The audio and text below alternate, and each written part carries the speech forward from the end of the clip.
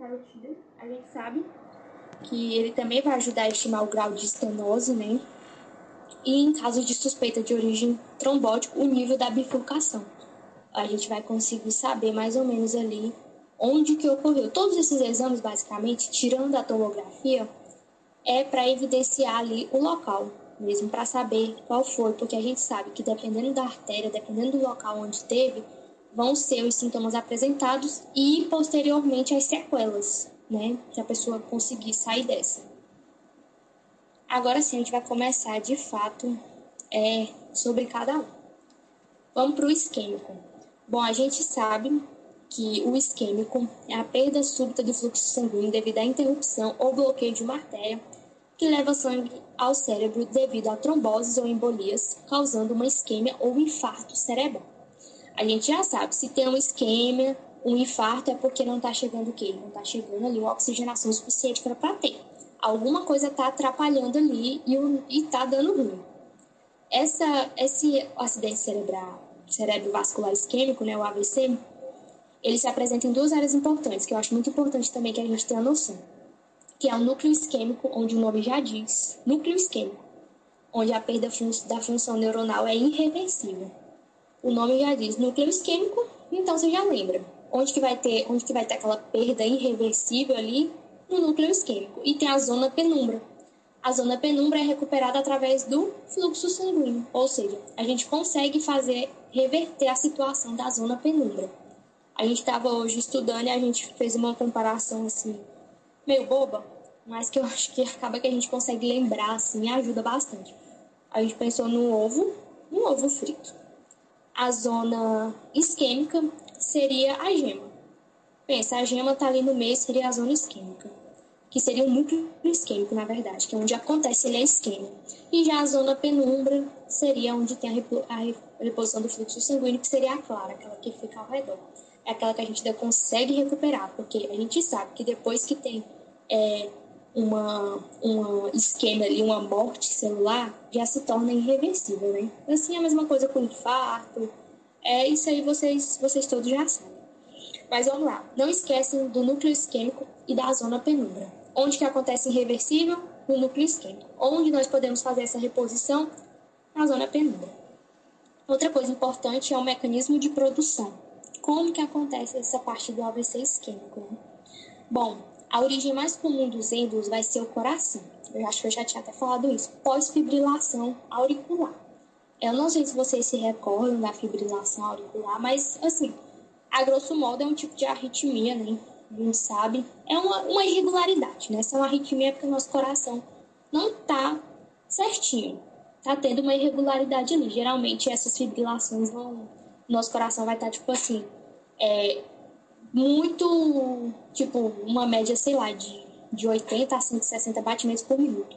Isso porque já tá bem, né? 160 já é um número bem nos mas é basicamente isso. Então, uma fibrilação auricular, a grosso modo, é um tipo de arritmia, tá tendo ali uma irregularidade ali nos nossos batimentos, né? E eles podem provenir da carótida interna ou da aorta. Nesse caso da aorta, um trombo de origem, pode ser um trombo até de origem venoso distal, que chega ao cérebro através de defeitos intracardíacos, como um forame oval persistente, isso é um tipo de defeito, tá? Intracardíaco, ou um defeito septal interauricular, ou uma fístula pulmonar, arteriovenosa. Então, assim, basicamente essa parte aqui do mecanismo é para a gente entender como que esse êmbolo esse êmbolo pode ser criado no coração e por quê. Então, a gente já sabe que pode ser uma pós, por conta da fibrilação auricular, quais são as artérias ali implicadas, carótida interna ou aorta. E a gente sabe também que esse trombo pode ser de origem venoso distal, que chega ao cérebro através, né, dessa carótida ou da aorta. A gente sabe também que existem alguns defeitos intracardíacos, como, por exemplo, esse forame oval persistente, ou defeito septal interauricular, ou uma fístula pulmonar arteriovenosa, ou seja, 3 causas de defeito a gente tem aí, e a gente tem aí as 2 artérias implicadas nesse mecanismo de produção de êmbolo. porque acredito eu que isso pode ser uma questão de prova. Então, mais uma vez, quais são as artérias implicadas nessa questão de êmbolo? Na questão do êmbolo, para ele viajar, porque a gente sabe que se ele parte do coração, ele vai ter que viajar até o cérebro para ele poder causar um AVC. Então, vão ser carótida interna e aorta, ok? Então, vamos lá. Falando do isquêmico transitório, eles são responsáveis por 25% dos AVCs aí isquêmicos que acontecem, né? Ele tem uma duração de minutos até 24 horas, é seguido de reperfusão, ou seja, por ruptura de êmbolo ou estabelecimento de circulação colateral. Bom, o que acontece nesse isquêmico transitório? Eu sempre penso o seguinte: o AVC, ele começa ali, assim, não quer dizer que é, gente, eu só tô falando assim para ficar mais fácil de entender. Começa ali, eu penso assim, que o isquêmico é o nível 1, é transitório. O isquêmico transitório é tipo nível 1. Tá bem ali ainda tranquilo, tá de boa, pode voltar a ter uma reperfusão. O que é a reperfusão, gente? É a volta do fluxo sanguíneo. Essa reperfusão é isso, é voltar a funcionar ali a circulação. Essa reperfusão, porque aí fala assim, ó, que ele tem de duração de minutos até 24 horas seguido de reperfusão, ou seja, seguido de volta do fluxo. É por isso que ele é transitório, pensa comigo. É porque ele volta, porque se ele não voltar, passou das 24 horas, a gente já vai ter o quê? Um isquêmico estabelecido, né? Ou seja, pode ser por ruptura de um êmbolo, aquele êmbolo vai dissolver ali e aí vai voltar a ter circulação, entendeu? Vai voltar o fluxo, porque ele vai dissolver, ele vai parar de atrapalhar ali, o êmbolo vai parar de ocluir ali, então ele vai dissolver, vai voltar a circulação normal. Ou estabelecimento de circulação colateral. Essa circulação colateral, na verdade, ela é uma... Eu botei aí adaptação, né? Porque eu sei que é uma resposta adaptativa mesmo a bloqueios e obstruções que acontecem em vasos principais. É um mecanismo que nosso corpo, né, acaba por fazer nesse estabelecimento de circulação colateral e faz com que consiga estabelecer a volta do fluxo sanguíneo através disso. Então, é por isso que quando fala que ele é seguido de reperfusão, é porque volta o fluxo, seja pela ruptura ou seja pela circulação colateral, que eu disse já para vocês, que é a adaptação. No entanto, o bloqueio não dura o suficiente para causar um infarto do tecido cerebral. Ainda bem, né? Em geral, ele vai ser embólico, né? Quando eu falo em geral é embólico, quer dizer a causa. Como eu já disse, né, que a origem mais comum são os cardioembólicos, êmbolos que provêm do coração. Mas também existe essa questão aí da hipotensão transitória em presença de estenoses, mais de 75%, que severa da carótida, que pode levar a um AVC isquêmico transitório. Ou seja, outra causa também importante relacionada ao AVC isquêmico transitório. O que acontece? Quando a gente tem um paciente que teve um AVC isquêmico transitório, é muito importante a gente lembrar que ele tem um risco aumentado para um novo evento, de acontecer um novo AVC. E principalmente o risco aí vai ser cardiovascular, porque a gente sabe que a maioria deles são cardioembólicos. E por isso a gente, como médico, tem que fazer o possível para que esse evento não ocorra. Ou seja, esse paciente precisa ser avaliado, ele precisa ter um segmento, a gente precisa descobrir quais são os fatores de risco, tentar minimizar esses fatores, tudo isso vai ajudar. Porque eu penso assim, que ele é seguido de reperfusão, porque volta por conta da ruptura, né, e por conta dessa estabelecimento da circulação colateral.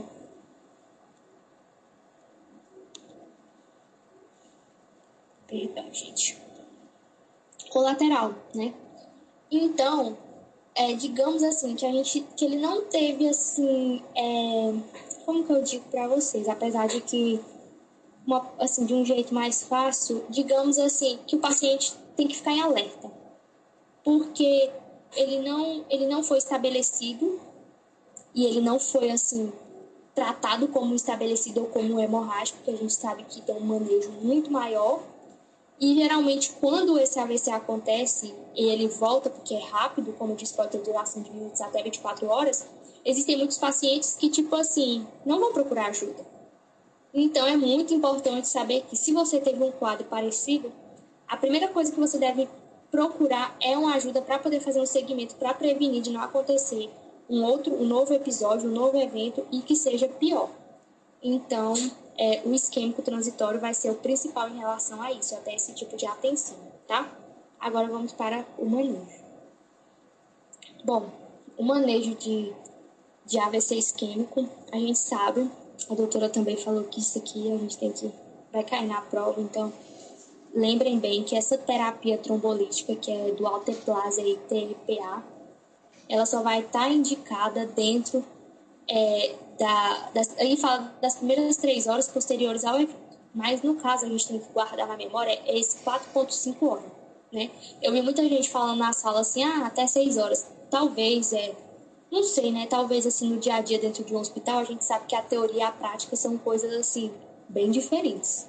E talvez na prática, dentro do hospital, os enfermeiros, o pessoal que está dentro do hospital todos os dias, seja até 6 horas. Mas aqui no material, na teoria, é 4,5 horas. Então, gravem bem isso. A terapia trombolítica alteplase, 4,5 horas. E como que vai ser essa dose? 0,9 miligramas por quilo em 1 hora. A gente vai administrar 10% dessa dose primeiro e depois os outros 90% nessa perfusão contínua de 1. Que lá ela bota lá no slide dela de 1. Sabe? Acho que é de 1 hora. E a dose máxima vai ser de 90 miligramas. Acredito que ela não vai pôr, tipo assim, não vai ter cálculo, né? Pra gente ter que calcular, por exemplo. É muito fácil se for um paciente de 90 quilos, né? Mas agora se for um paciente maior, a gente já sabe que vai ter que fazer uma conta que vai ser bem diferente, né? A gente vai dar esse 0,9, só que o restante a gente vai dividir para não sobrepassar essas 90. Mas grava na cabeça aqui. É 90 miligramas a dose máxima. A dose vai ser 0,9 miligramas por quilo peso. E que o alteplase é até 4,5 horas. Aventando ali a janela é essa, tá? Outra, ele tem muita contraindicação.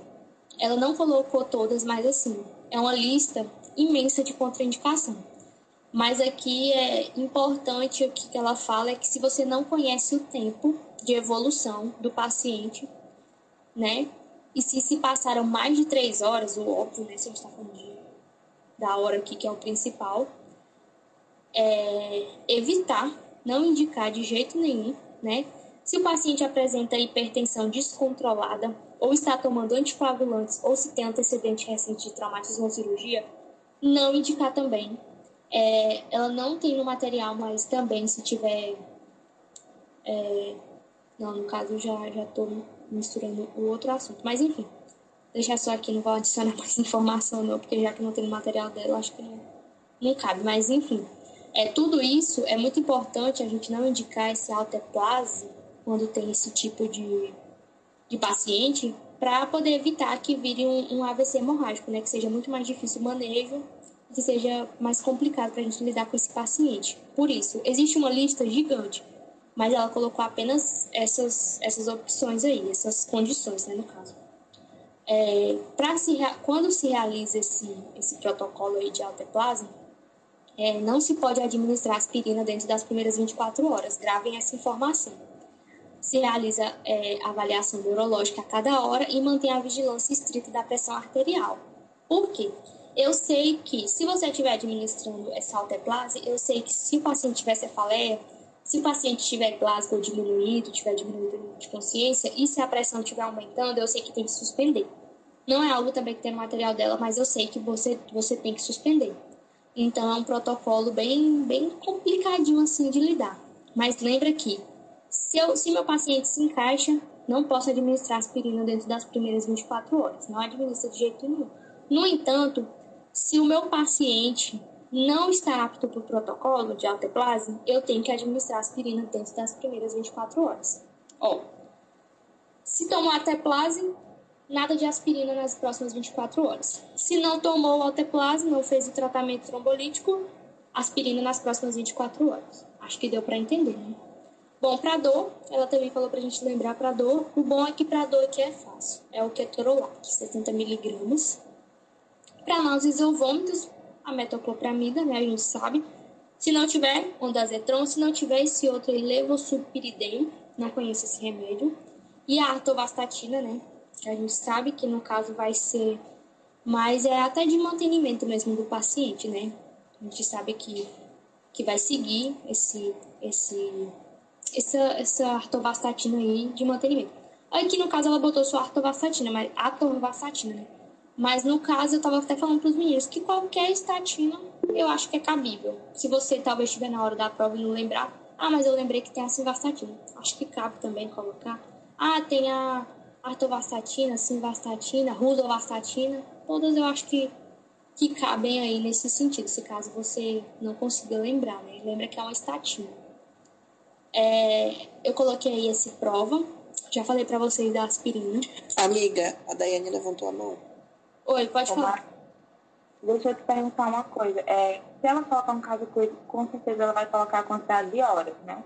E aí eu vou ter que decidir se vai ser a alteplase ou a aspirina. Então, no caso aí da contraindicação, se eu faço aspirina, se eu faço alteplase, eu não posso fazer aspirina, eu vou fazer de acordo com a quantidade de horas. No caso, eu sou 4 a 5 horas, né? Passou disso que eu não posso fazer alteplase, então eu entro com aspirina. Isso. Exatamente.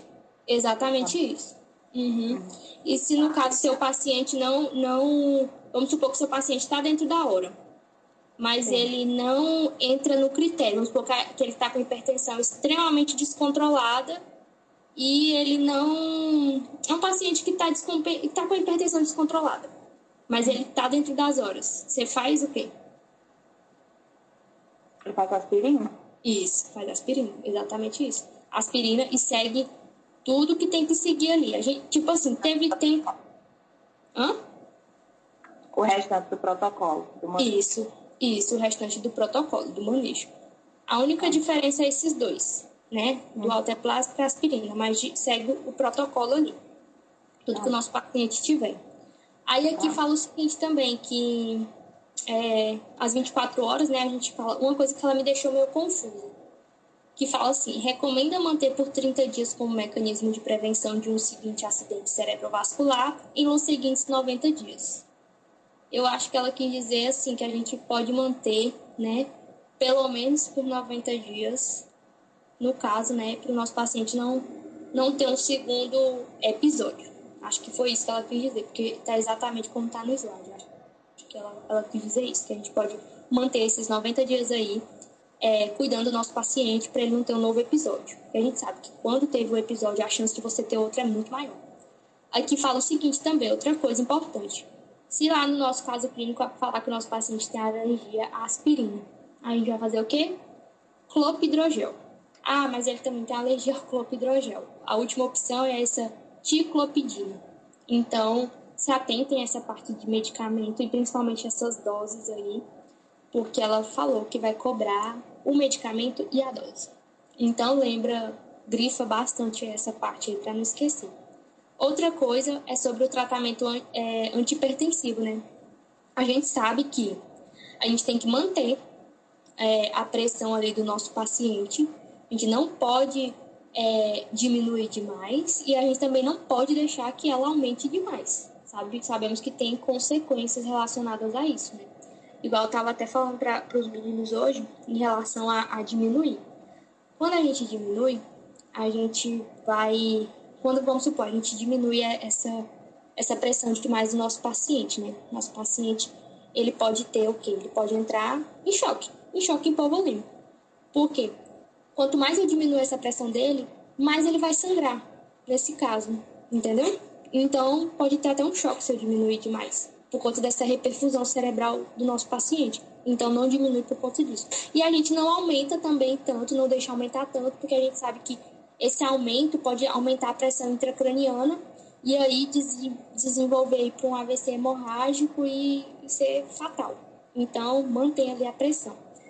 Quando a gente fala do tratamento antihipertensivo aqui, ele vai estar indicado só quando a PA sistólica tiver maior que 220, aí sim a gente tem que entrar, né, com o antihipertensivo, e a diastólica maior que 120. Aí sim a gente... Ou então a média tiver maior que 130. Aí sim a gente vai entrar aí para poder dar uma diminuída, manter ali nos 160, 180, né, a sistólica, a diastólica ali 100, mais ou menos, para o nosso paciente ali não se agravar mais ainda, né. Eu tinha uma outra coisa para falar, que era em relação à redução de pressão. Não tem nesse material dela, Mas eu acho que é uma observação que talvez ajude vocês assim, a encaixar melhor as informações na cabeça, é que a gente tem que diminuir essa pressão de 15 a 20%, mais ou menos, sabe? Então, a gente usa, e eu sei que, se eu não me engano, se a gente usar o... Qual que é o nome do remédio? Peraí que eu vou ver aqui, que eu anotei no outro. Ele é muito bom pra isso. Cadê? Esse aqui, ó. Cadê o tratamento aqui? Pra isquêmico, tá, gente? Pra isquêmico. Ó, aqui fala aqui. Esse aqui tem um tratamento melhor. Por isso que eu mandei os 2 resumos. Aqui fala o seguinte. A redução de 15 a 20% da PA ao valor de ingresso com uso oral de antihipertensivos, que seriam a classe de IECAs, antagonistas de cálcios e diuréticos nas primeiras 48 horas, ajuda na redução de edema cerebral. Não tem no material da nossa professora da prova de amanhã, mas é muito importante essa informação, para vocês saberem o quanto é importante manter essa pressão do nosso paciente estável e por que, né, a gente também tem que diminuir ela quando necessário. Hemorrágico. Ana Carolina. Oi. Assim, só para complementar, sobre a pressão, eu vi em alguns estudos que você pode tolerar até 22% e 10%. Até você identificar qual é o AVC tipo dela. De AVC, né? O tipo de AVC. Se é isquêmico, se é hemorrágico. Se for hemorrágico, você abaixa essa pressão lentamente, até para ela ficar entre 140 e 180. 160. Então, tipo assim, essa pressão de 140 a 160 seria o tolerável para o hemorrágico. Na questão do isquêmico, o isquêmico você pode manter ele ali acima dos 18, até os 22, por exemplo, até 220, por exemplo. Só que se você vai fazer a autoclave, aí você tem que baixar ela no máximo até 185 por 110, se eu não me engano. Aí você mantém nesse 185 por 110 para fazer o antitrobolítico. O protocolo, né? É porque a gente não pode ter uma pressão tão alta para fazer o protocolo. Ela tem que estar ali, tem que manter. Só que o que acontece? Na prática, algumas pessoas que trabalham ali no dia a dia falam que todo AVC, até a gente descobrir a causa, a gente trata como hemorrágico. Por quê? Porque é mais grave. Então, todo AVC, todo quadro de AVC que chega para nós sem antes a gente ter a confirmação, a gente vai tratar ele como hemorrágico. Depois da confirmação, a gente vai para o manejo do isquêmico ou para o manejo do hemorrágico. Pela questão da pressão, é por conta da área penumbra, né? Que aí a pressão, o organismo, ela faz a pressão subir para manter a circulação naquela área.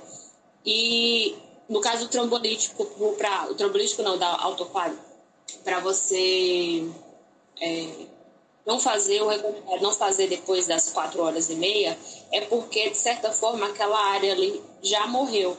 Então, se você fizer o álcool depois dessa hora, é arriscado, além de ser hemorrágico, evoluir além de ser isquêmico, evoluir para um hemorrágico. Aquela área ali, aquela artéria já foi acometida e ela já veio a morrer. Então, ela meio que começa em tese, meio que degradar. Se você toca ali, vai desobstruir, aquela artéria já vai estar morta, não vai proteger e aí se torna um hemorrágico. Sim, porque no caso ela vai abrir ali uma... Como se fosse assim... como você falou, ela vai estar como se fosse destruída, degradada. Então ela vai abrir um espaço para poder aumentar essa pressão aí intracranial e virar um hemorrágico. Exatamente isso. Agora vamos falar aqui do hemorrágico, né? O hemorrágico a gente sabe que vai ter ali uma ruptura, né?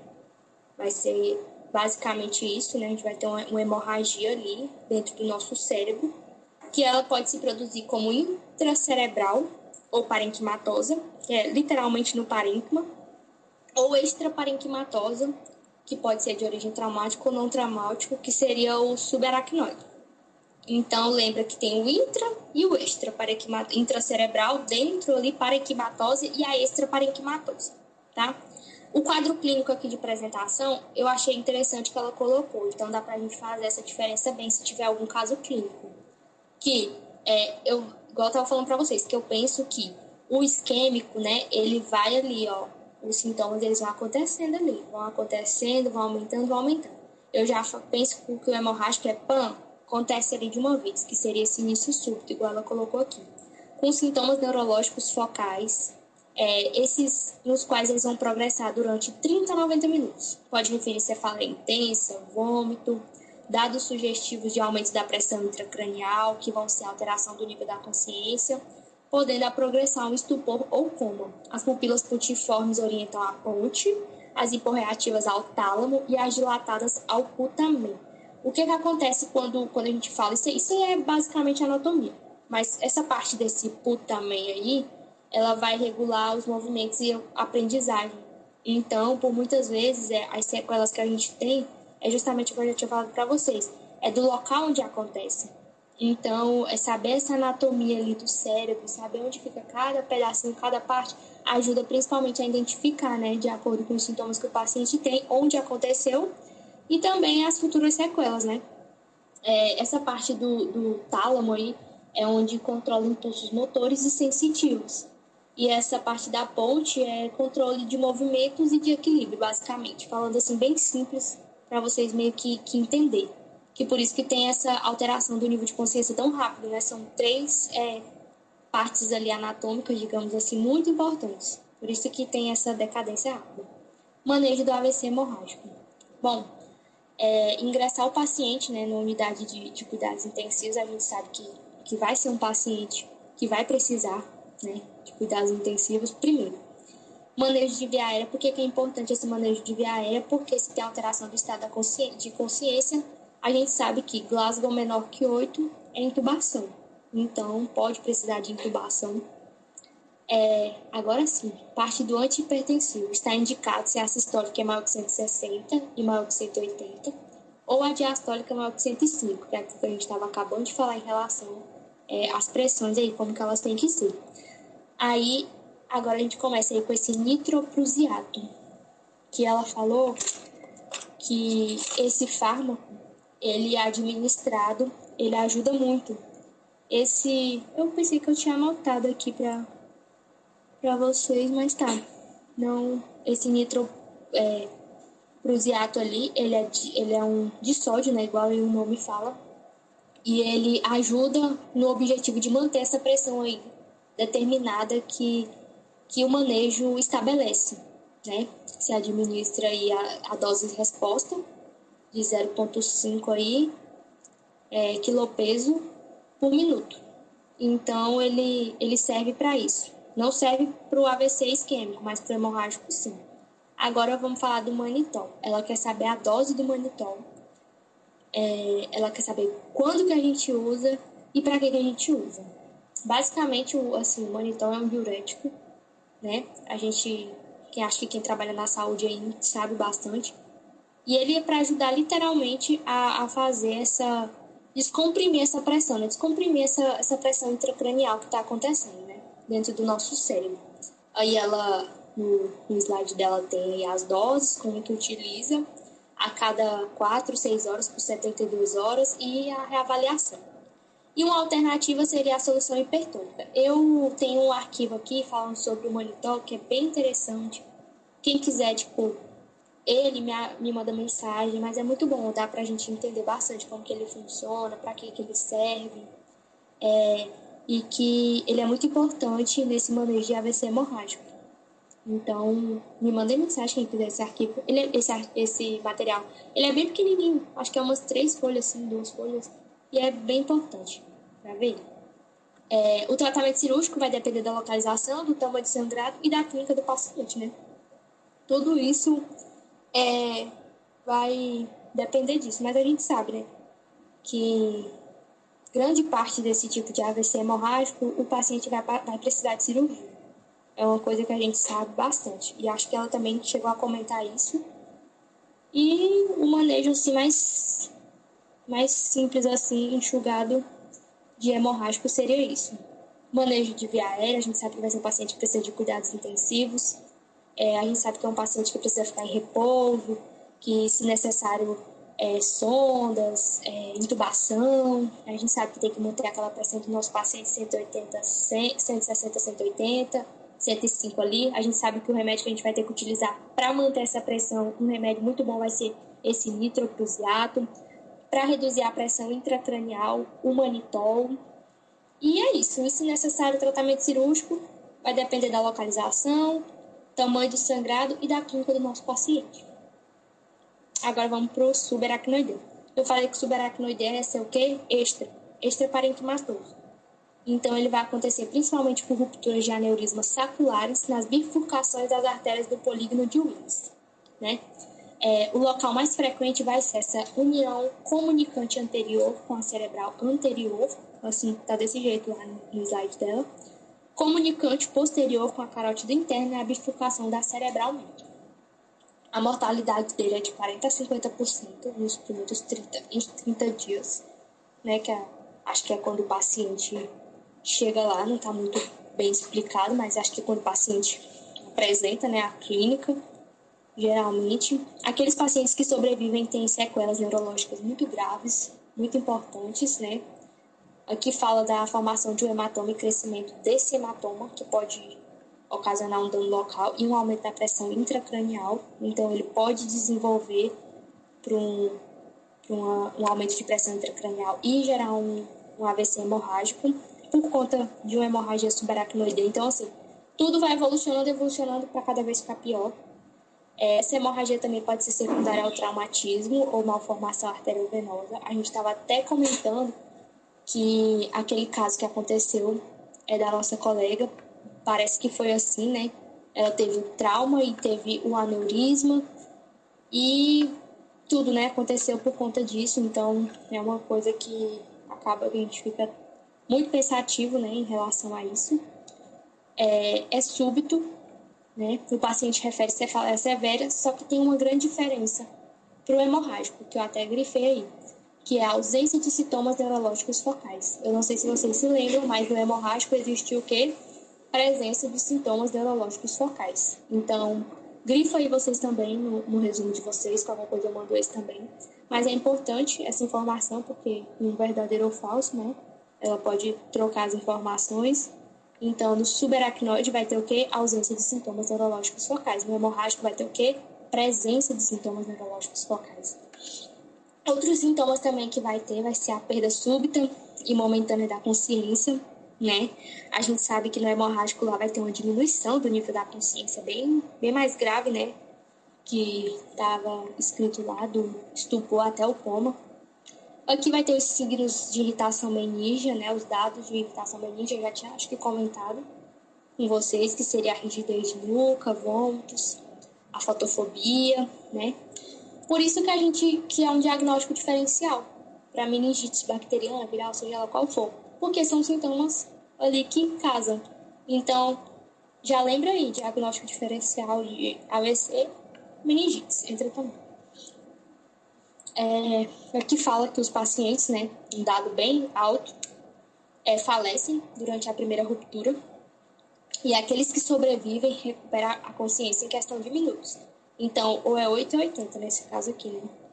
Existem alguns focos que a gente tem que buscar quando um paciente apresenta esse quadro, que é buscar essas hemorragias retinianas, já que elas são responsáveis por 30% dos casos, né? Mas existem outras lá várias outras tipos lá de hemorragia no material dela que ela fala lá.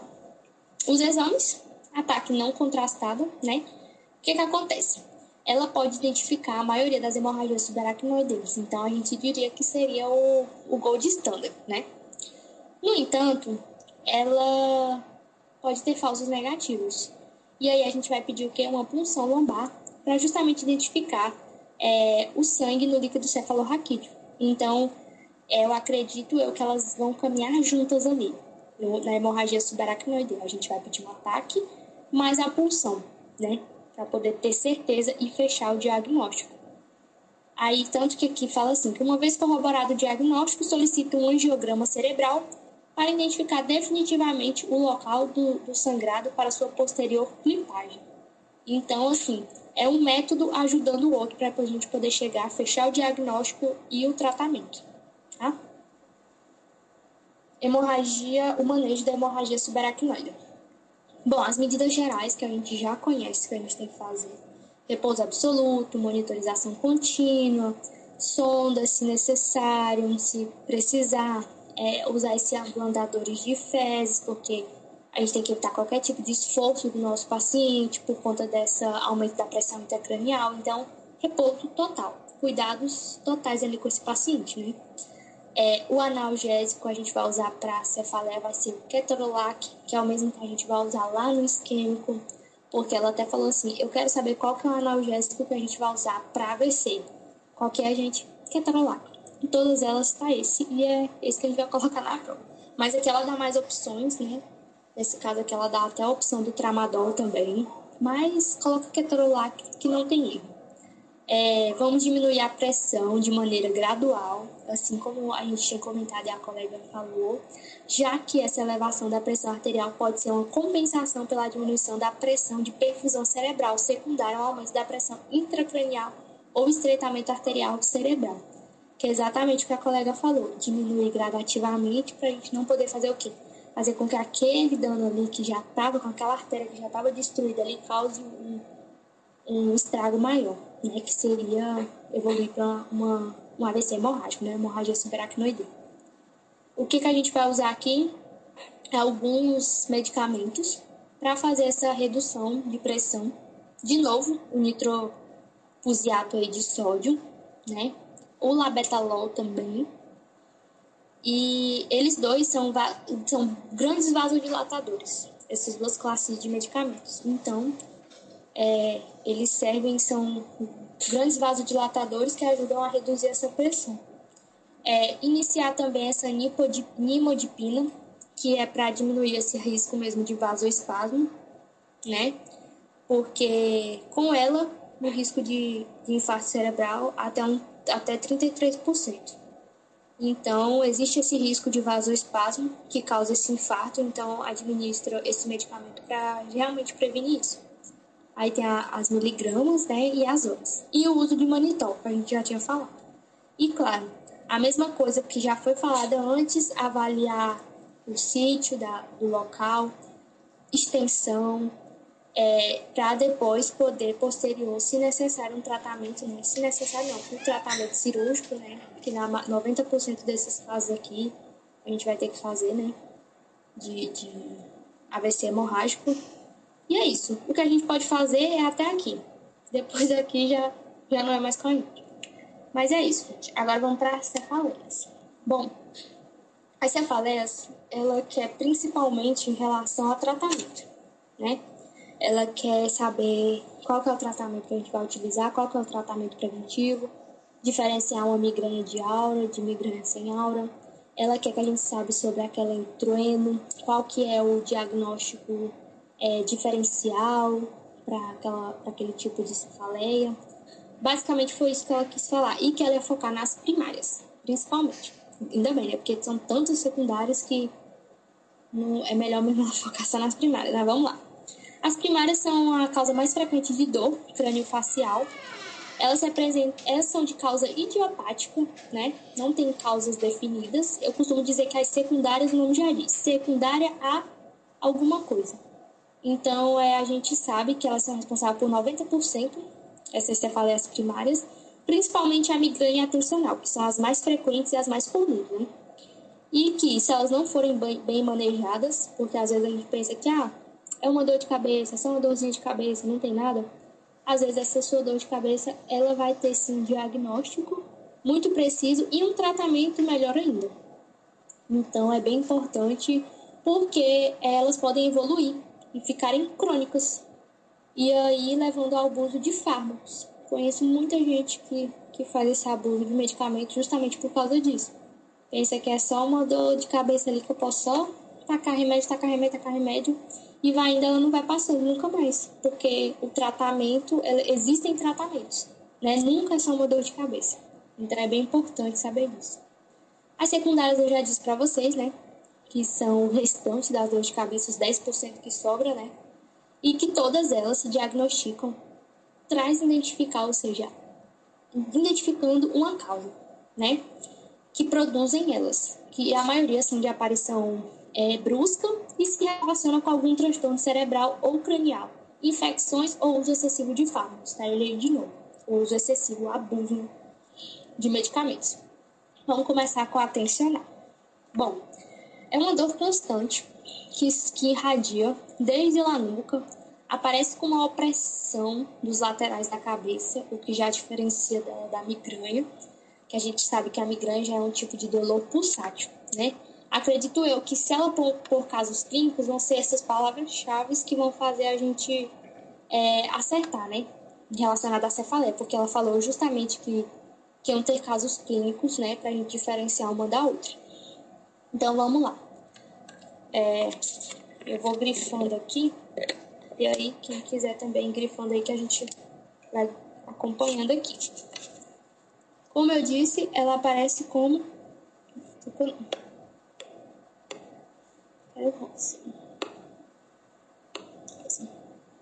Aparece como uma opressão... Uma opressão dos laterais da cabeça. É um dolor generalizado que se intensifica na zona do couro cabeludo, na parte posterior do coelho e dos ombros. Se a gente está falando de tensional, a gente pensa ali mesmo que ela tem, né, essa questão dessa tensão ali que vai irradiando ali, descendo, né, digamos assim, aquela dor que vai descendo ali, oprimindo o real, né? Ela pode dar-se de forma pontual, como um episódio isolado, ou de forma constante, diária. Sua duração e frequência depende de cada caso. E, por general, elas oscilam ali de 30 minutos a 7 dias. Mas também existem os casos que elas ficam crônicas, que a gente vai ver mais lá pra frente, que pode durar semanas, meses e anos, quando elas se cronificam. Elas podem ocorrer em qualquer idade, mas elas vão ser mais comuns em quê? Em mulheres em idade laboral. Ou seja, mulher em idade de trabalho aí, né? Que trabalhadoras, né? Vamos colocar assim, mulheres trabalhadoras ali. Por quê? Entra aqui a questão do estresse, entra aqui depressão, ansiedade, tem até a questão do traumatismo. Alguns estudos recentes que ela colocou até tem demonstrado que, tipo assim, porque muita gente acha que ela só aparece quando na musculatura aí da zona cervical e da cabeça tensa, quando ela tá muito tensa, quando ela se contrai, mas não é uma causa. Então, por quê? Porque a gente sabe que ela é de causa o quê? Idiopática. Se ela está dentro das primárias, a causa é idiopática. Então, não vamos associar que essa tensão que tem na zona cervical e da cabeça, quando se contrai, é uma causa. Entendeu? A gente pode dizer assim, que é um desencadenante, mas não é, tá? Então, não confundam com isso. Aí, ó, como eu já estava falando, essas dores aí, essas tensões musculares podem ser resposta ao quê? Estresse, depressão, traumatismo, ansiedade. Eu acho que todo mundo na vida já teve uma dor de cabeça não, uma cefaleia tensional, né? Acho que todo mundo na vida já teve ela. Mas é isso. Grifando algumas coisas aqui pra gente poder diferenciar bem da migrânia. Aí tem alguns fatores desencadenantes, né? Que podem ser uma forte associação com a fibromialgia, a gente sabe, né? Que a fibromialgia atualmente é uma enfermidade que está bastante conhecida e que o seu tratamento também é algo que está sendo muito estudado, né?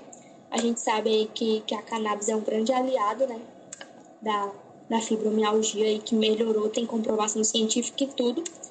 No entanto, ela está cada vez mais associada com enfermidades que causam muita dor, porque a gente sabe que, né, é uma dor generalizada. E aí, ela tem muita associação com a fibromialgia, tensão ocular, fadiga ou esforços excessivos, estresse físico, emocional, tabaquismo, sedentarismo e consumo de álcool ou substâncias tóxicas. Tudo isso são fatores desencadeantes para a gente ter o quê? Uma cefaleia tensional. Às vezes, aquela cefaleia pós-festa, pós-bebedeira, né? Às vezes não é só a ressaca. A gente pode até identificar que é uma cefaleia tensional por conta do abuso de álcool. Aí, resultou nisso. Mas, enfim, vamos agora para o tratamento. O tratamento dessas crises vai ser bem tranquilo. Isso aí mesmo, a gente está vendo aí paracetamol, ibuprofeno, naproxeno, tranquilo. Acho que isso aqui todo mundo aí já sabe, é simples e fácil. Agora que já começa a dar uma complicada, que seria o tratamento preventivo, né? O tratamento preventivo, a gente vai ver aqui, ó, que vai ser quando cumpre alguns critérios. Esses critérios aqui, gente, já são critérios que a gente já conhece.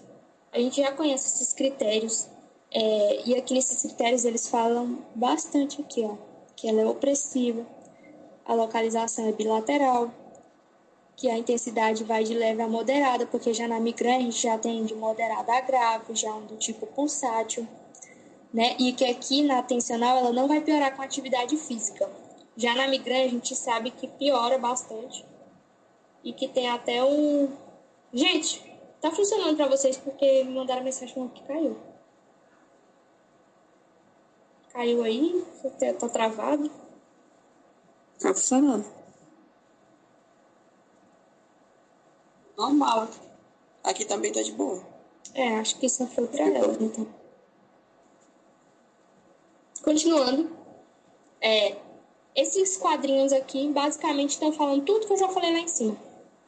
Que é pra gente pegar essa parte aqui, principalmente essas que eu estou grifando aqui, né? Essas que eu tô colocando a observação, que vão fazer a gente diferenciar da migrânia, ok? Essa episódia frequente é basicamente a mesma coisa. Só muda o tempo, tá? O tempo aqui vai mudar. Essa crônica também. Muda o tempo e as características aqui, ó.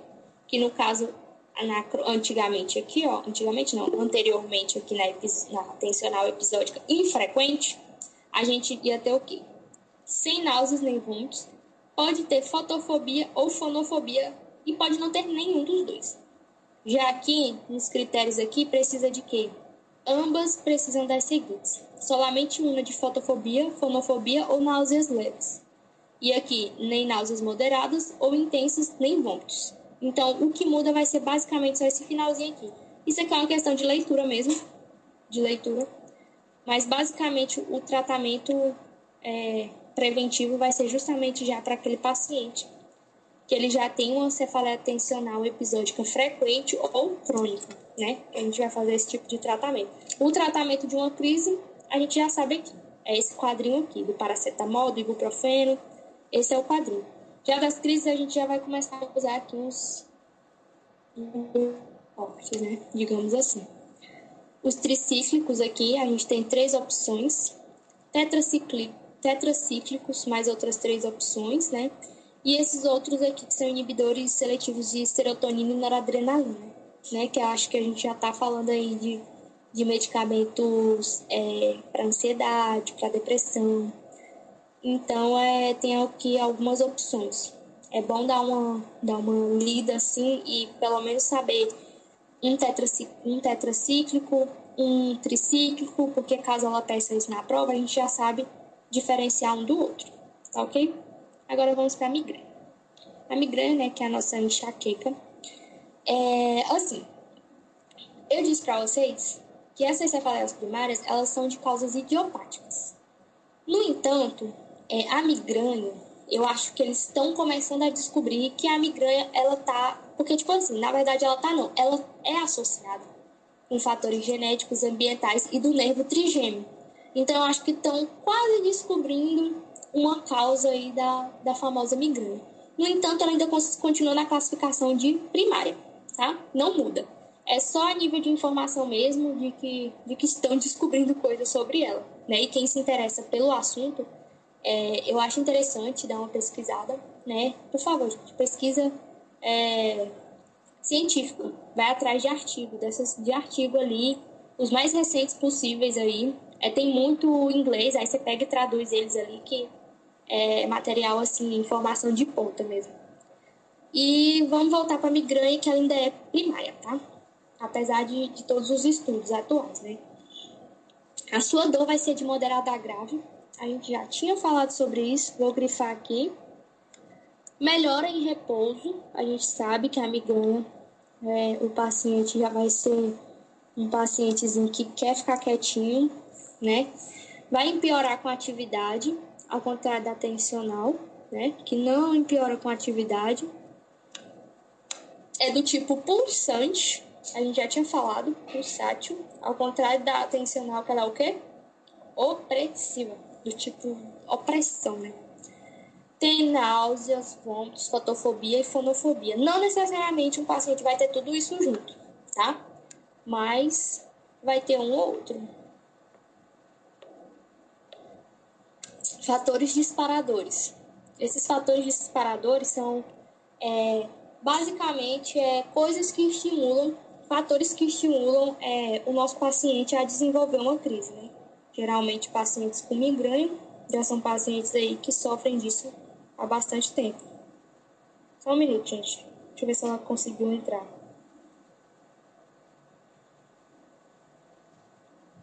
Falando pra ela entrar e sair de novo, porque ela disse que travou. Travou não, que parou. Enfim, aqui sim, chegou a parte importante. Botei até um P.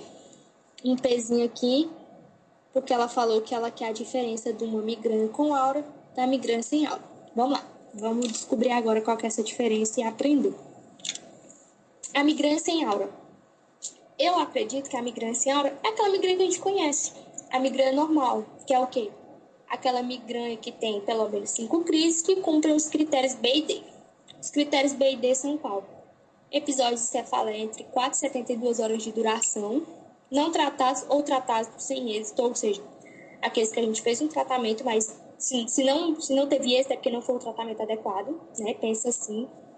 E que tem pelo menos um dos seguintes durante a cefaleia, durante a crise.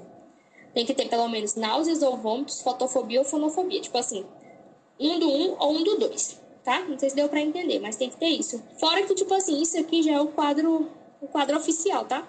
O quadro oficial dela. Olha a diferença da migrânia com aura. A migrânia com aura vai ter que ter um ou mais dos sintomas de aura seguintes totalmente reversíveis, ou seja, eu costumo dizer que essas auras são esses fatores disparadores, entendeu? Que seriam sintomas visuais, motores, sensitivos, diábula de linguagem, retinianos, troncoencefálicos. Então, com aura, seriam esses fatores disparadores. Então, seria basicamente essa diferença. Pelo menos eu consegui entender assim. Aí aqui fala que sobre algumas dessas características aqui também que tem que ter, pelo menos 2, né? Que vai ser essa progressão gradual de pelo menos um dos sintomas de aura durante um período maior ou igual a 5 minutos, ou 2 ou mais sintomas se apresentam consecutivamente. Ou seja, tem que ter essa aura aí. Tem que ter uma presença dessa aura. De algum sintoma visual, de algum sintoma sensitivo, de habla ou retiniano, motor, alguma coisa. Ou cada sintoma de aura tem uma duração entre 5 e 60 minutos. Ou seja, eu sei de gente que, por exemplo, que tem migrânia com aura, que não consegue ouvir. Tipo, nada. Se tranca, fica no escuro, fecha a porta, quietinho ali, não consegue ouvir nada, porque se ouvir uma voz, alguma coisa, uma luz, assim, o fim. Entendeu? É destruidor. Então, é basicamente isso, tá? Ter esses sintomazinhos aí, desse modo aí. E pelo menos um dos sintomas de aura é unilateral. Mas a gente está falando de migrânia. A migrânia, ela vai ser unilateral, entendeu? Diferente da tensional, que é bilateral. A gente até grifou, tá? Aí fala aqui que a aura se acompanha ou segue antes de 60 minutos de cefaleia. Ou seja, às vezes você vai sentir um cheiro de um perfume, sei lá, em algum lugar. E antes disso, aí, por exemplo, você sentiu um cheiro. Sentiu o cheiro de um perfume forte, um odor, alguma coisa ali, alguma coisa que não te agradou. Após isso, começa a sua crise de migrânia, entendeu? Basicamente é isso. Eu diria que a migrânia sem aura é a migrânia normal e a migrânia com aura é a migrânia com mais sintomatologia, eu diria assim. Principalmente relacionada aos fatores disparadores, tá? Acho que deu para entender. Agora vamos aqui para o tratamento das crises leves. De novo, a gente tem os AINES, os analgésicos e os antieméticos, né? que a gente já sabe, quais são os que a gente tem que usar, que é mais tranquilo. Para o tratamento de crises moderadas a intensas, aí a gente já tem aqui os triptanos, né? Vamos falar assim. Então, acho importante a gente entender aqui. E aqui é leitura. É leitura, lembrar do nome dos medicamentozinhos, se caso ela pedir para citar, que lembra que o tratamento leve, a gente pode usar alianes, analgésicos, os antieméticos. Já no tratamento de crises moderadas a intensas, os triptanos, tá? Eles são ali o carro-chefe. Aí aqui sim, aqui tem um tratamento. Esse tratamento aqui vai ser um tratamento que a gente vai fazer de crise de migrânia, né? A medicação habitual. Aqui é mais ou menos um esquema de como a gente vai fazer esse tratamento. Aí sai AINE mais metoclopramida via parenteral. A gente vai fazer no nosso paciente o tratamento com triptanos antes de acudir à urgência. Aí não, aí fala aqui sumatriptan subcutâneo e sumatriptan zonipitran nasal. Aí que eu não, também na imagem não deu para entender. Mas é basicamente isso, a gente vai fazer o tratamento ali na urgência, né? E aí fala sobre a opção de associar com a benzodiazepina e esse oxigênio, né? Dependendo do caso do paciente. E revisar o tratamento habitual é correto e considerar uma indicação de tratamento preventivo. O que acontece? No caso, para um paciente chegar ao estágio, né, de buscar ajuda, esse é o tratamento que a gente vai fazer no paciente ali numa urgência. Pensa assim, eu penso assim, esse é o tratamento. Eu vou associar um AINE com metoclopramida e um triptano, né? Isso que eu vou fazer, beleza, eu vou fazer essa associação. Meu paciente está um pouquinho mais grave, eu posso associar uma benzodiazepina e esse oxigênio, estou pensando assim. E depois disso, reavaliar meu paciente, considerar uma indicação de tratamento preventivo. E uma coisa que ela não falou, mas que eu acho muito importante, que eu vou deixar para falar mais para frente um pouquinho, é a indicação de exames e de acompanhamento com o neurologista, né? Porque, assim, esse tratamento aqui são para nós que somos clínicos, que vamos sair clínicos. É esse o tratamento que a gente tem que saber de fazer numa emergência. Mas aí existem outros critérios que é quando a gente vai encaminhar nosso paciente. Aqui já é um estado migranhoso, tá? É quase igual ao outro. Só adiciona aí mais uns remedinhos aí, mas é basicamente igual ao outro, tá? Aqui já tem a quantidade aí, as miligramas, tudo bonitinho. Então, tanto que fala assim, reavaliar em 2 horas, depois sequencial e considerar o ingresso segundo a resposta. Ou seja, 1, 2, 3, passinho ali que a gente vai fazer, nesse caso aqui do estado migranhoso. Mas basicamente é isso. Agora vamos para o tratamento preventivo de migrânia. O tratamento preventivo de migrânia, ele vai ser para quê? Para reduzir, né, a frequência, a intensidade, a duração das crises e melhorar a qualidade de vida do nosso paciente, né? Só um minuto, gente. Deixa eu só beber água.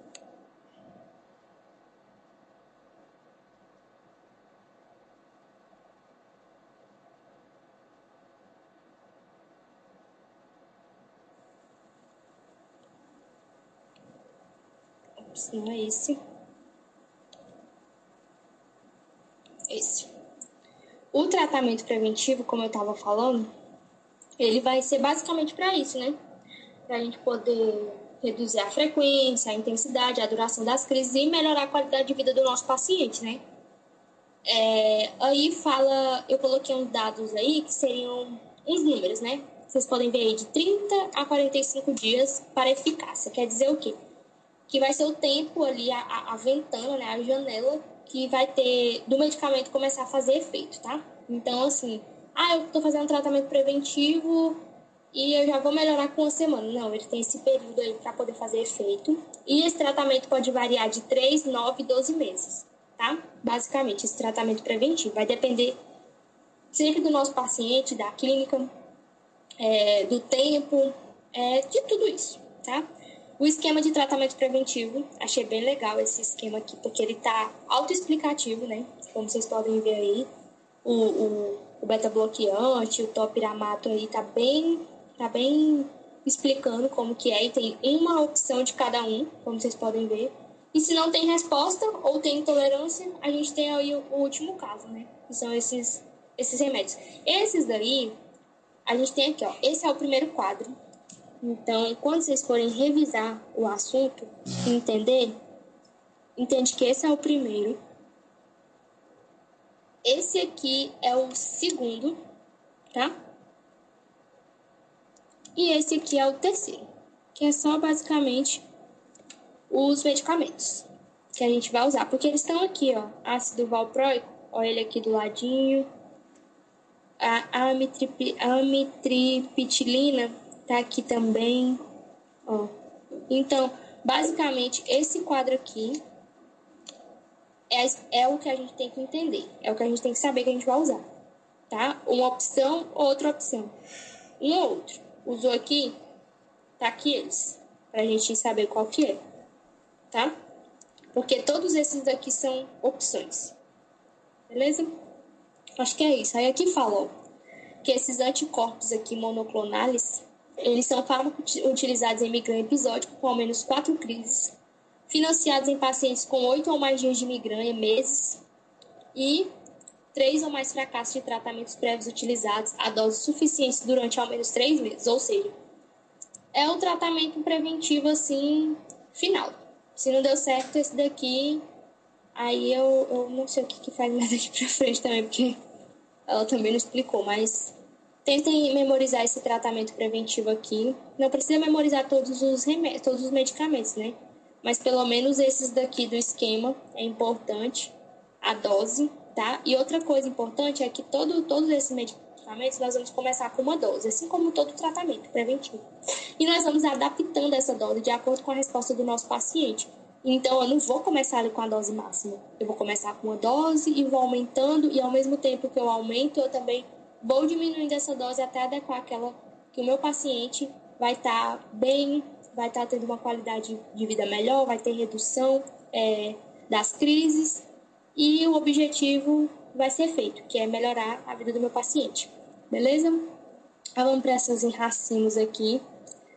As enracimos também, a gente tem que lembrar que ela também vai ter que ter isso aqui, ó. Que é grifar essas partezinhas aqui, que vai fazer a diferença de uma para outra. Aqui a gente já vê que é unilateral, de intensidade severa ou muito severa, na região orbitária, supraorbitária ou temporal, com a duração de 15 a 180 minutos. Aqui já é uma duração menor, graças a Deus, porque eu sei de gente que já teve isso aqui também, diz que é a morte, literalmente, diz que é uma dor tão ruim, sabe? Que você pensa que você literalmente vai morrer de dor. Não sei se alguém aqui já teve, mas todo mundo assim, que eu já falou que teve, que não é legal não, tá? Aí aqui tem algum dos sintomas ou signos homolaterais da cefaleia que você pode ter, né? Você não, que esse paciente vai ter. Então, assim, pensa que essa cefaleia em racimos, ela diferencia das outras porque ela vai ser a intensidade da dor dela vai ser muito severa, vai ser muito pior. E vai ser na região orbitária ou supraorbitária, ou temporal, que diferencia basicamente das outras ali. E que ela vai ter pelo menos alguns dos sintomas e signos que vão ser congestão nasal ou rinorreia, vai ter lagrimeu, edema palpebral, pode ter mioses, pitoses. Então, assim, pensa que a racina está mais relacionada ali com os olhos, região temporal mesmo. Então, está mais relacionada ali com os nossos olhos. Então, se aparecer um caso clínico onde fala, é um paciente de, 42 anos, que teve um quadro de dolor de cabeça, unilateral de intensidade 10 de 10, de duração de 30 minutos, acompanhava os sintomas edema palpebral, congestão nasal, miose. A gente já vai pensar em quê? Racimos.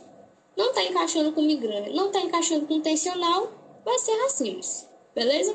Então, assim, basicamente essas palavras-chave que a gente tem que levar em consideração para poder fazer uma boa prova amanhã. Aí tem aqui a episódica e a crônica. O que vai diferenciar a episódica e a crônica é o período, tá? O período, que aqui na episódica, elas se manifestam em períodos que duram aí de 7 dias a um ano, tá? E a crônica já vai ser mais de um ano. Então, lembra.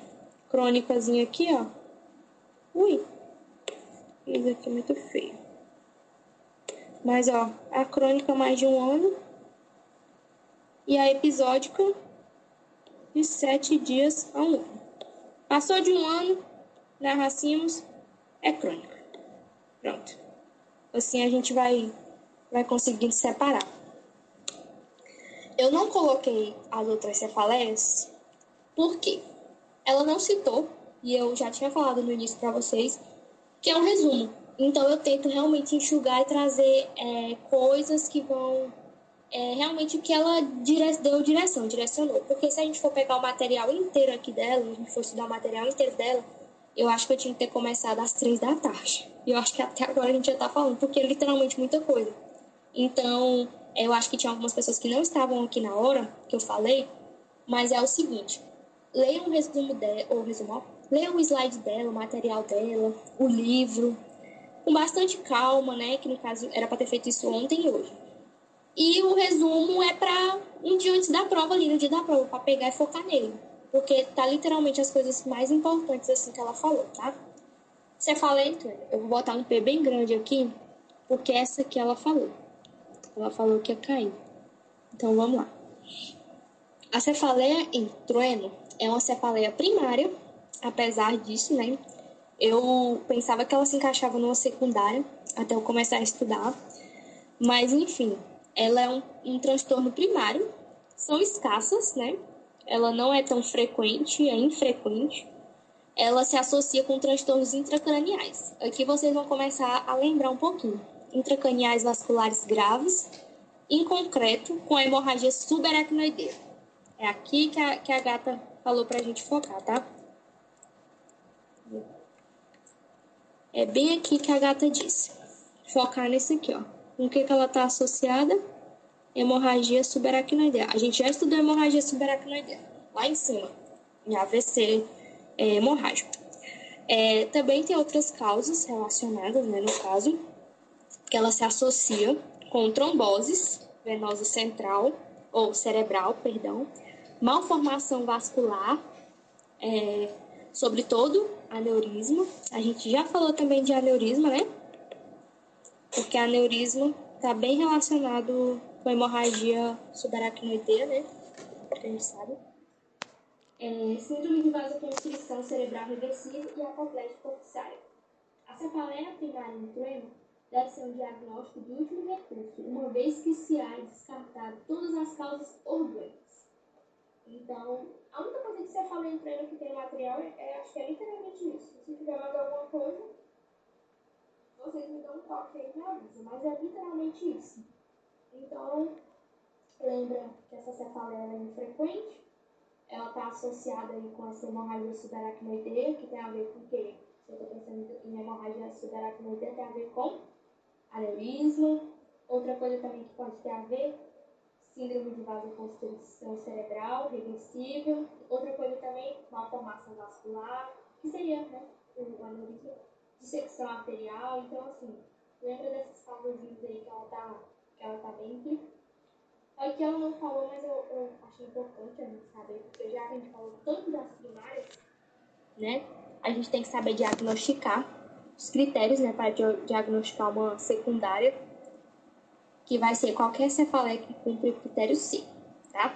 Qual que vai ser o critério C? Vamos lá. O critério C vai ser o quê? Cefaleia que se ha desenvolvido com estreita relação temporal com o início do presunto transtorno causal. Ou seja, se ela é secundária, eu já disse para vocês que é secundária a algo, a uma causa, alguma coisa, né? Vai ter que seguir o quê? Esses seguintes critérios aqui, que vai ser cefaleia que é empeorar de maneira significativa simultânea com o agravamento do tal transtorno, né? E cefaleia que a melhorar de maneira significativa simultaneamente com a melhoria do tal transtorno, que seria o quê? Por exemplo, eu tenho hipertensão arterial, vamos supor. A gente sabe que existe a cefaleia secundária à hipertensão. Então, se eu estou ali cuidando da minha hipertensão, eu estou ali tomando os meus antihipertensivos, cuidando da minha saúde, basicamente aquela cefaleia que eu tinha por conta da hipertensão, ela vai melhorar, né? Assim, em tese, é basicamente isso. Então, ela tem que cumprir um desses critérios para ela ser secundária, tá? Ou então, vamos supor que eu tenho... Vamos usar de novo da hipertensão, né? Eu tenho hipertensão, eu estou tratando a minha hipertensão, no entanto, eu não estou assim tratando como eu deveria, tá? Ou então eu estou abusando aí de algumas coisas que eu não deveria abusar, tá? E aí, o que acontece? A minha cefaleia volta ou aumenta a intensidade, ou eu volto a ter, né, essa cefaleia. Então, é basicamente isso. Tudo tem a ver com a causa. Então, é muito tranquilo, eu acho, da gente diagnosticar essa secundária por conta disso. Mas eu achei importante deixar aqui, eu acho que todo mundo aí já sabe, né? Mas eu achei importante pra gente não esquecer. E é isso, eu sei que tem muitas outras, gente, relacionadas à cefaleia. Não deixem de ler o material, tudo. Mas é igual eu falei, aqui tá focado literalmente no que ela falou, tá bom? Bom, agora a gente vai entrar num assunto que ela não focou tanto. Nessa parte de epilepsia, ela falou muito sobre o tratamento com os benzodiazepínicos. Mas de resto, ela não falou nada que ia cair, tá, galera? Ela não falou que ia cair miastênia, não falou de síndrome de Guillain-Barré, não sei se eu tô pronunciando a forma correta. Quem souber a pronúncia certa aí fala. Esclerose também não foi algo que ela falou muito, mas eu quis colocar um pouquinho de cada uma aqui, né? Até porque vai que, né? Vai que cai alguma coisa, mas é bem tranquilo o assunto, tá? Eu vou ser bem mais rápida nesses, mas é bem de boa. Até os slides dela estão bem de boa relacionados a esses assuntos, mas vamos lá. A epilepsia, ela vai se caracterizar pelo quê? Pela uma predisposição de aparição de crises epilépticas, que se acompanha de consequências neurobiológicas, cognitivas, psicológicas e sociais. A gravidade e a frequência das crises, assim como os efeitos secundários do tratamento, afetam a qualidade de vida dos pacientes, né? Esse dado aqui da OMS é algo que, novo para mim, eu realmente não sabia. Mas fala que a epilepsia é a segunda enfermidade neurológica em anos de vida potencialmente perdidos ou vividos com discapacidade. Eu não sei vocês, mas eu nunca tinha parado para pensar nisso. Que uma pessoa que tinha esse quadro de epilepsia, ela tinha tão má qualidade de vida, né? Eu achava que, assim, tomou o remedinho, não ia acontecer nada e que ia ficar tudo bem. Só que o que acontece é que esses remédios, eles têm muitos efeitos secundários. Então, isso atrapalha na qualidade de vida do nosso paciente, né? Vamos lá. Definição de crise epiléptica. É a aparição transitória de sinais e sintomas provocados por uma atividade neuronal excessiva. Ou seja, o nosso cérebro ali, nossos neurônios estão trabalhando demais e acaba que acontece essa crise epiléptica, tá? A etiologia pode ser várias, até idiopática. Pode ser imune, metabólica, infecciosa, genética, tem muitas etiologias. E o diagnóstico diferencial: síncope, sonambulismo, migrânia, terror noturno, paralisia do sono, despertar confusional. Tem bem mais outros diagnósticos diferenciais, mas eu coloquei só alguns aqui para a gente ter noção que a gente pode confundir, né? Agora vamos para o eletroencefalograma. Bom, esse método de diagnóstico é o gold standard, tá? É um método de eleição que permite avaliar os potenciais elétricos gerados pela atividade cerebral, e eles são registrados por meio de eletrodos. Eu não sei se vocês já viram como que faz, mas bota literalmente ali os eletrodos na cabeça e faz. Parece um ecocardiograma, mas é do encéfalo, tá? É da cabeça mesmo. É um método de diagnóstico, né? É o método diagnóstico. É um método auxiliar gold standard para epilepsia.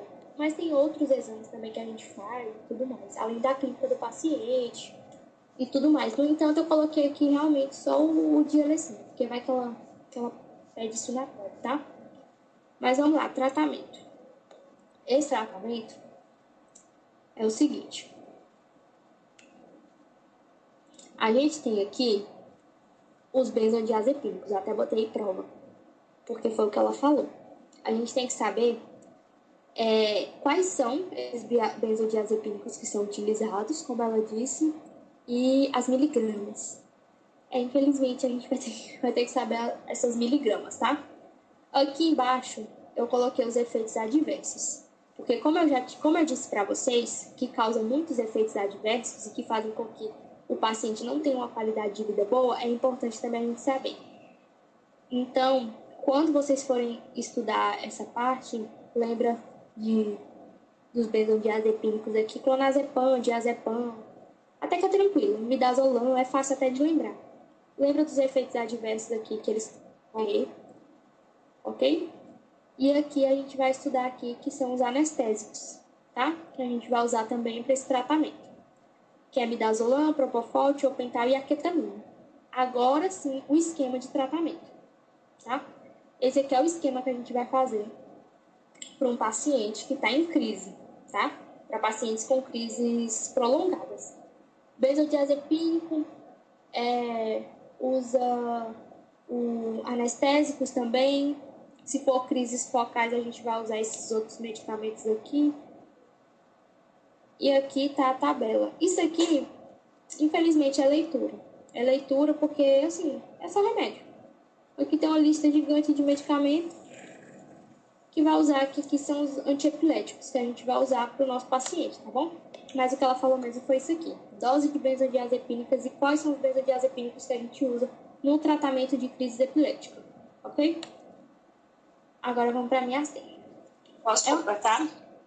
Oi? Alguns dados que ela não falou na revisão, mas ela falou em aula e falou que era importante para a prova. Foi.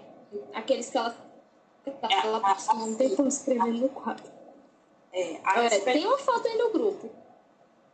A respeito das crises epilépticas, né? Tem a focal, a generalizada, a desconhecida e a tônica-clônica. É bom vocês entenderem mais ou menos o que é elas, que eu acho que é interessante. O diagnóstico, ela falou que é clínico, mas usa esse eletroencefalograma para tipo assim, descartar outras causas e confirmar o diagnóstico, que é clínico. Isso. O tratamento seria a monitorização, você vai monitorar esse paciente, você vai fazer um oxigênio para ele e você vai pegar vias periféricas. A câmera você vai ter que botar também em 45 graus. Aí, estando dos medicamentos, ela falou que o de eleição seria o diazepam. Só que se o diazepam não for suficiente, pode dar heroína e pode fazer também os sedativos juntos. No caso, seria o diazepam mais o midazolam. Se não for suficiente, você usa o diazepam mais o midazolam e mais um tiopental. É isso mesmo. Que seria o anestésico, né? Que ela fala. Que ela quer seria, tipo assim, se o paciente está com uma crise mais grave, você pode usar esses 3 medicamentos de vez. Diazepam, midazolam e o tiopental. Ou diazepam, midazolam e a ketamina. São os de eleição. Que seriam, no caso, uma benzodiazepínica mais um anestésico. Isso. Eu vou anotar aqui. Deixa eu anotar aqui no canto. Que aí, ó, eu vou botar aqui BZD, que são benzodiazepínico mais anestésico. Vou deixar aqui, entre parênteses, eleição. Ih, minha caneta descarregou. Consegui escrever. Pronto. Aí deu certo. Então, o que ela falou, igual a Nayane disse, diazepam, midazolam, tiopental e ketamina.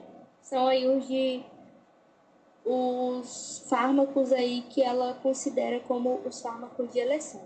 Fechou, então? Se alguém tiver mais alguma coisa para falar aí. Mas, basicamente, de epilepsia, ela só falou isso. Ela não foi muito assim a fundo, não, falando do que ia cair. Agora vamos para miastênias, então. É uma enfermidade neuromuscular adquirida, de natureza autoimune. Acontece um bloqueio pós-sináptico da placa mioneural através de anticorpos, né? É uma enfermidade autoimune por conta desses nossos anticorpos aí que se unem aos receptores de acetilcolina ou a moléculas da membrana pós-sináptica e acabam que funcionalmente estão relacionados com a união neuromuscular e fazem com que aconteça esse bloqueio, né? O quadro clínico vai ser um quadro clínico clássico, né, de debilidade muscular, fadigabilidade, é o mais característico que a gente tem aí de miastênia gravis. O início temprano em menores de 50 anos, né, quando um paciente apresenta esse quadro clínico menor, de idade menos de 50 anos, a gente fala que é um início temprano. Já o tardio seriam em maiores de 50 anos, tá? A miastênia ocular é um dos sintomas, né, que a gente tem um quadro clínico, né, representa de 15 a 25%, que são sintomas caracterizados pela fadiga mesmo, debilidade desses músculos oculares. Vai acontecer a pitose, diplopia, ou a combinação de ambas. A pitose pode ser unilateral, pode ser completa, pode ser bilateral, assimétrica. Então, assim, elas alternam, né? Na grande maioria dos casos, mas ela está presente dentro do quadro clínico. Ocorre uma disfagia também. Por quê? Por conta do compromisso de alguns músculos. Quando a gente fala de miastênia, pelo menos eu levo muito em consideração que está muito implicada com o músculo, com a questão dos nossos músculos. Então, basicamente, seriam todos os sintomatologia relacionada a isso. Então, a gente vai ter aí o compromisso dos músculos crânio-bulbares e faciais estriados, que vão provocar essa disfagia no paciente, né? Debilidade cervical, que vão afetar os músculos flexores, que podem gerar uma caída da cabeça e dor, né? Muita dor, principalmente. Eu sei que tem pacientes que sentem bastante. Tem essa dificuldade respiratória. E se a gente está falando de debilidade muscular, a gente não pode esquecer do diafragma, né? Que é o principal músculo implicado na respiração. Então, com certeza vai ter uma manifestação de dísnia, dificuldade respiratória e essa ortopneia, por conta do compromisso do músculo do diafragma, tá? O diagnóstico clínico, tá? Exame neurológico, com certeza, né? Claro. A positividade desse teste de anticorpos específicos, que é feito para miastênia.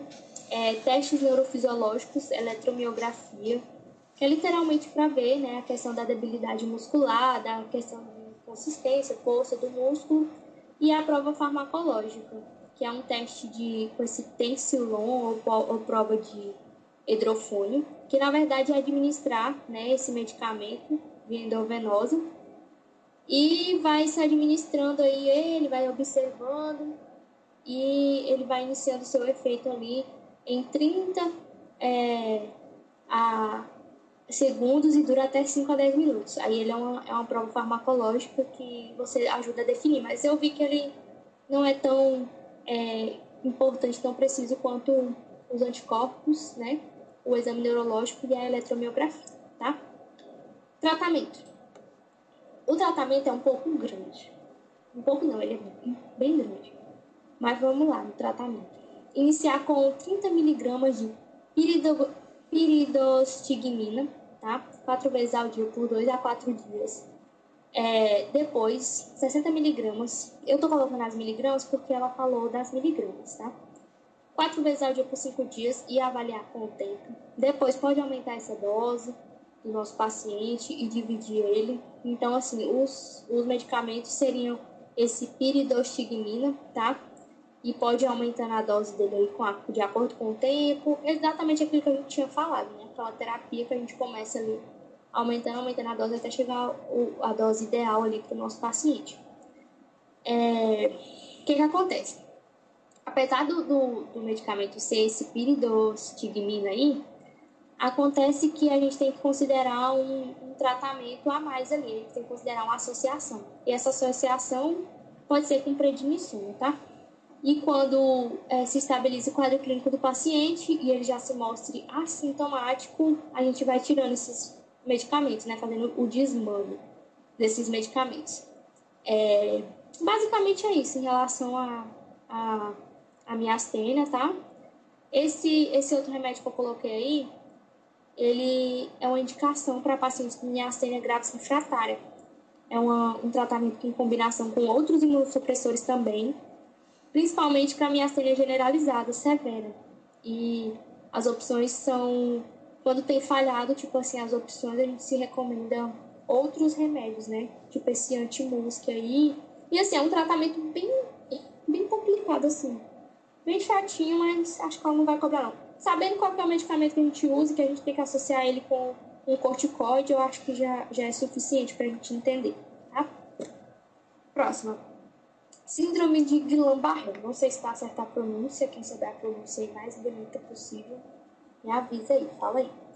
Mas é uma das principais causas de parálise neuromuscular aguda, secundária à inflamação multifocal das vainas de mielina e das raízes espinais e nervos periféricos, né?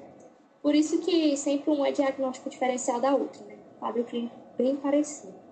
É caracterizado por debilidade simétrica das extremidades de forma rapidamente progressiva, com um padrão distral e proximal de hiporreflexia ou arreflexia, tá?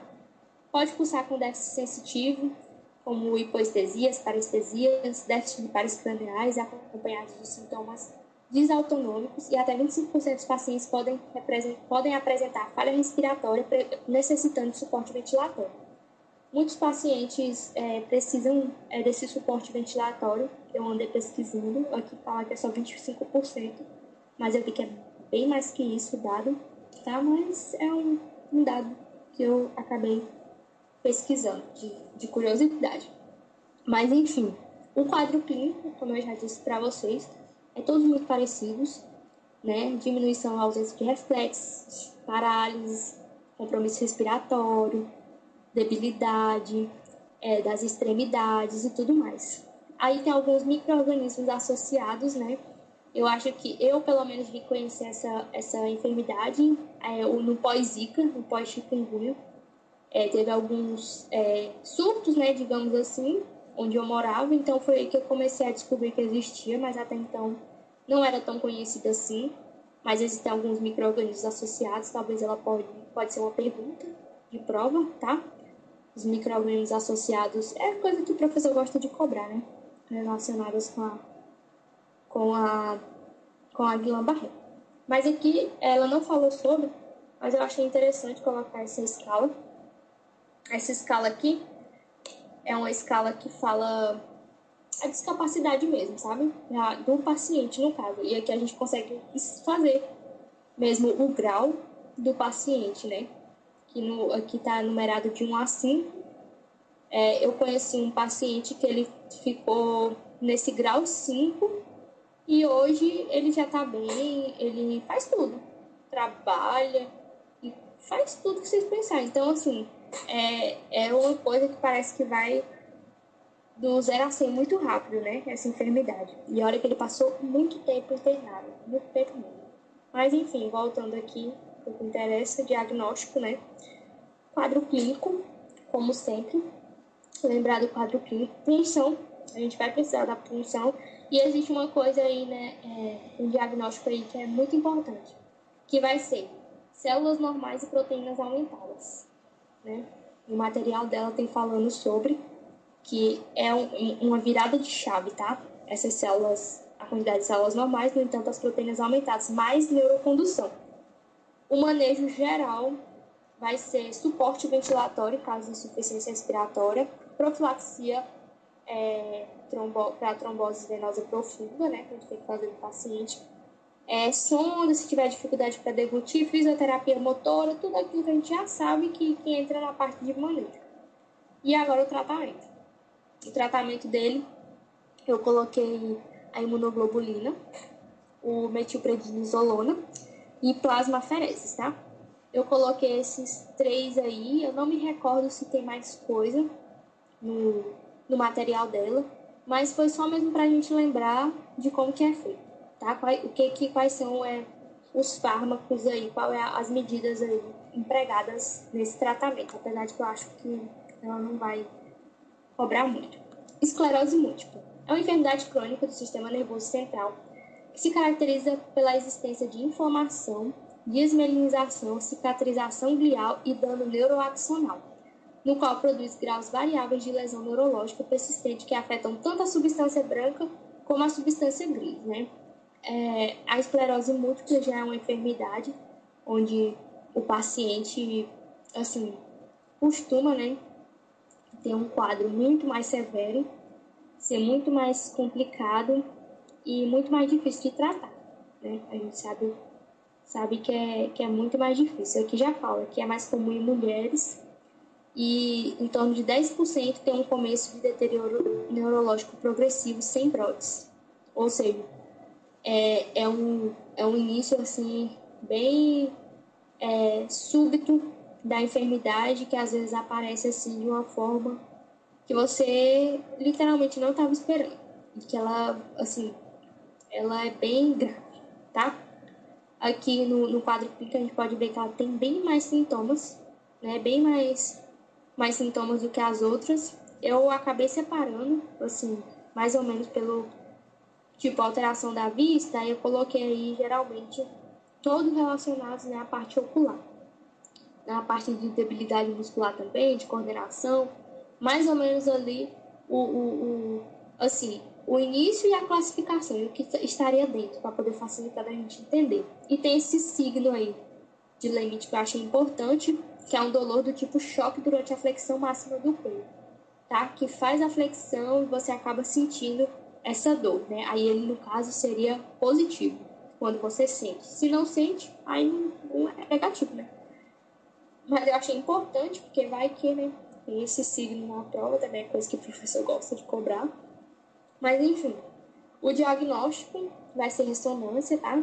Vai ser, a partir daí, a ressonância também vai servir não só como método diagnóstico, mas sim de segmento, né, para o tratamento, para saber se está dando certo ou não, para saber se o paciente está tendo uma remissão, de como que está funcionando esse tratamento. Existem essas provas também de potenciais evocados, que são potenciais elétricos, tá? Gerados no sistema nervoso central, traz estimulação de um órgão sensorial sensitivo periférico. Essa prova ela vai medir a velocidade de condução, permitindo distinguir se a afetação desmelizante do axo axonal, tá? Então, basicamente, é uma prova que vai medir ali a velocidade de condução e vai fazer essa diferenciação para a gente saber se está essa... Porque, como a gente já tinha falado, essa enfermidade ela é desmelinizante. Então, essa prova é basicamente só para comprovar mesmo, tá? O tratamento. O tratamento dela, apesar de ser um pouco grande, não é tão difícil da gente entender. Esse tratamento em brote, que eu até coloquei a definição para a gente não se confundir, né? É definido com a aparição de sintomas ou signos de disfunção neurológica de instauração aguda e com duração mínima de 24 horas. É aquele, assim, que chegou do nada. Um deterioro significativo de sintomas neurológicos preexistentes que haviam estado estáveis ou ausentes durante ao menos 30 dias em ausência de febre ou infecção. Ou seja, como eu disse para vocês, é aqueles que aparecem mais rápido, no entanto, a pessoa é diagnosticada, tá? Nesse caso aqui vai usar esses 3 aí, tá? Que eu coloquei até as miligramas aí, pra gente saber. E aqui embaixo existem alguns remédios, né? Alguns fármacos para cada tipo de déficit. Como eu disse para vocês, é uma enfermidade que tem um quadro clínico muito extenso. Então, assim, vai ter dolor neuropático, vai ter déficit cognitivo, vai ter disfunção vesical, dos esfíncteres, então o paciente vai ter dificuldade de controlar. Então, assim, a qualidade de vida é horrível, sendo bem sincera. Então, tem remédio para tudo. Dependendo do quadro clínico do nosso paciente, do que ele apresenta, a gente vai ter que tratar ali, ó, cada coisinha separadinho, tá? Aqui eu coloquei alguns dos medicamentos, e eu não entendi essa parte desse ano de aprovação aí, tá? Mas eu acho que é quando eles fizeram os ensaios clínicos aí, começou a dar certo. Mas de toda forma que tem, como que é o princípio ativo, como que é utilizado, o modo de administração e a frequência de administração de cada um desses remedinhos aí que a gente acabou colocando aí em cima, tá bom? Ô, amiga, nesse aí, eu lembro que ela falou muito de se eu não me engano, é esse último, terifunomida. Ela falou dois medicamentos mais usados, que era pra gente saber. Eu não sei se eu anotei no caderno. E agora que você leu aí que eu lembrei. É porque eu acho que quando ela fala... Eu não estava prestando muita atenção quando ela disse. Mas eu acho que ela tinha falado muito desse tratamento de via oral. A única coisa que eu realmente lembro assim mais foi isso. Agora, assim, qual que era o mais frequente? Esse aí eu não tô lembrada dela falar qual. Tanto que eu peguei o quadrozinho, porque realmente eu falei, não lembro qual que é. Mas ela falou mais dessa questão dos orais. Então, eu acho que são 4 medicamentos orais aí que tem. A gente botar uma flechinha aí para lembrar que pode ser esses orais. Eu não lembro de ter anotado nada sobre esse, mas se alguém lembrar se for esse daí, teriflunomida, dá um ok aí pra gente poder anotar que ele é o mais utilizado, então. Ela falou de 2 medicamentos desse quadradinho aí, que são os mais utilizados, aqui pelo menos, que era bom a gente saber. Só que agora eu não lembro qual é, eu não anotei no caderno, a não ser se eu anotei em outra coisa. Se alguém lembrar, eu vou colocar nos orais, que eu lembro dela falar que era oral. Então... Tá. Uma coisinha que eu, tipo assim, é muito parecido. Então, uma coisa que pode ser que ela coloque que você consiga diferenciar a esclerose múltipla da miastenia graves. De certa forma, assim, parecidas um pouco. Então, uma forma de diferenciar é que miastenia graves, ela é fadiga. A pessoa, no caso, ela vai fazendo uma ação repetitiva e ela cansa e aí ela para de fazer aquela ação. E já a esclerose múltipla, ela não consegue fazer. Isso. No caso, é por fadiga e a outra é por falha mesmo assim. Exatamente. Por isso que eu falei que o deterioro, o quadro clínico dela, era bem maior, porque realmente olha a quantidade de coisa relacionada à debilidade muscular, problemas com coordenação, é bem maior, assim, é um quadro clínico gigante relacionado com o das outras, né? Com das outras enfermidades aqui que a gente estudou, mas basicamente é isso. Não sei, assim, se ela vai... Carolina, Maria, eu vi aqui da teriflunomida. Aí fala que ela é um tratamento utilizado na esclerose múltipla recorrente. É um imunomodulador oral e pode ser uma opção para pacientes que buscam tratamento a longo prazo. E entre os efeitos colaterais podem incluir diarreia, dor de cabeça, elevação das enzimas hepáticas. E aí é importante que os pacientes sejam monitorados regularmente durante o tratamento. Uhum. Então, a gente vai... Alguém anotou que é a teriflunomida? Porque eu acho que todo mundo... Maria, Oi? sobre o tratamento, eu anotei aqui no meu papel que a imunoglobulina é a primeira eleição. Uhum. Aí ela falou que a segunda eleição seria metilprednisolona e a terceira dexametasona. Naquela tabela lá, ela falou que não era para decorar os medicamentos, mas ela queria que lembrasse qual era o medicamento, o último, que era o de 2018, que é o ocrelizumab. Esse. Aí ela falou isso, que ela não queria que lembrasse de todos, mas esse de 2018 ela quer que lembre. E ela falou pra que ela quer que a gente lembre dele?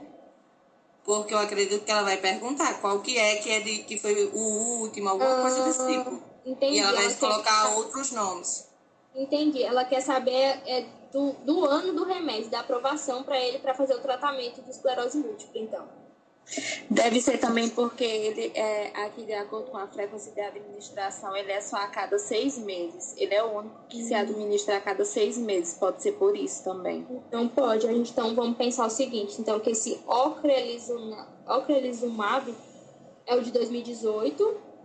Administração a cada 6 meses. Pode ser por isso que ela quer. E então, intravenoso, né, que a gente fala. E intravenoso.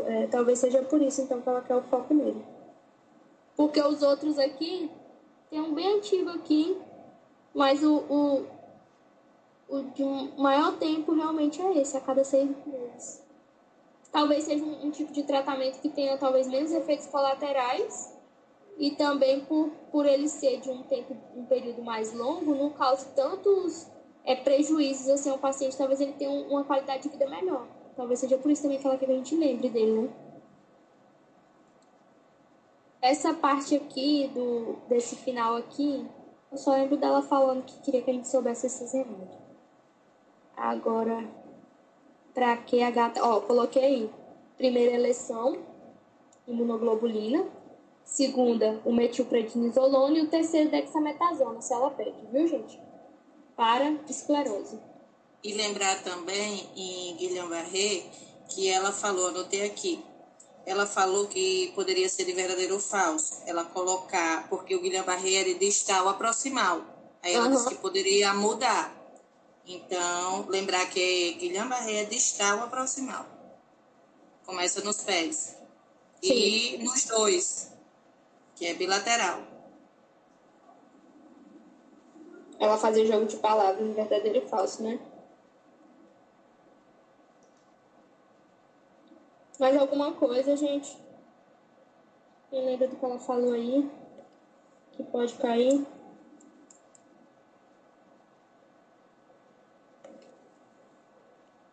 Eu acho que é isso. Quem quiser esse aqui marcado, tá? Vocês me mandam mensagem. Quem quiser esse marcado, que eu mando aí. Quem não estava aqui na hora que eu falei e for fazer reprova de clínica cirúrgica e que a gente fez o repasse naquele dia, me manda mensagem pra gente poder fazer um novo repasse antes da prova, tá? Não precisa pagar.